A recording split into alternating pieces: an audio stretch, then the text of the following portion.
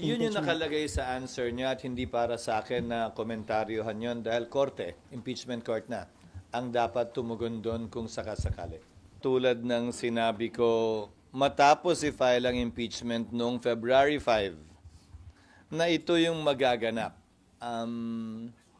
Mag-i-issue ng summons, magfa-file ng answer, at may 5 araw ang prosecution para mag-submit ng reply.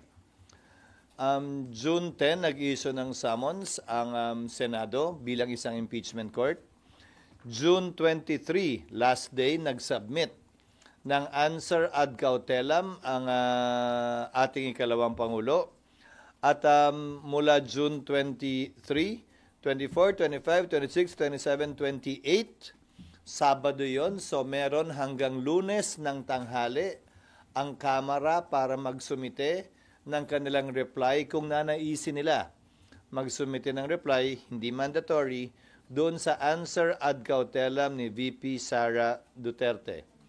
Ang bakit noon of June 30, dahil hanggang doon na lamang yung kapangyarihan at authority ng Kamara at ng mga prosecutors nila na magsilbi bilang prosecutor dito sa impeachment trial.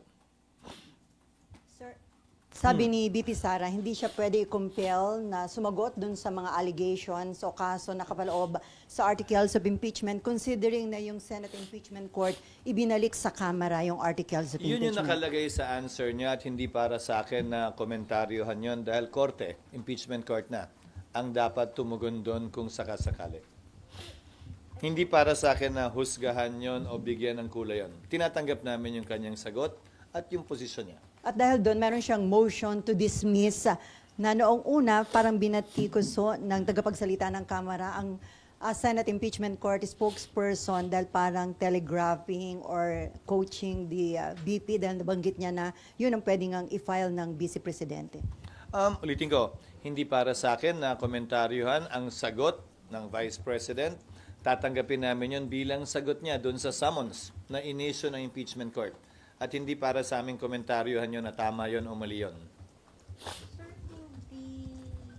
yung sagot na yung reply na ibibigay ng Kamara sa sagot ni VP ay... Kung gusto nila.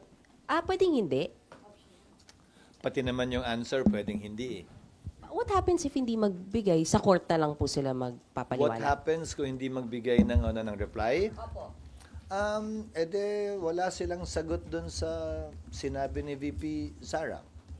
Pero pwede pa rin po silang magpaliwanag pagdating ng impeachment trial. Hindi na wala yung right nila magpaliwanag or banggain yung sinabi ni VP. Tiyak ko pag-uusapan yon. Kung pag-uusapan yung motion na yon na nakapaloob sa sagot ni VP Sara, then bibigyan ng magkabilang panig ng pagkakataong ilahad yung kanilang argumento. Pero on a normal court, SP, pwedeng kunyari hindi magbigay ng answer pero sa mismong trial na sila magsalita?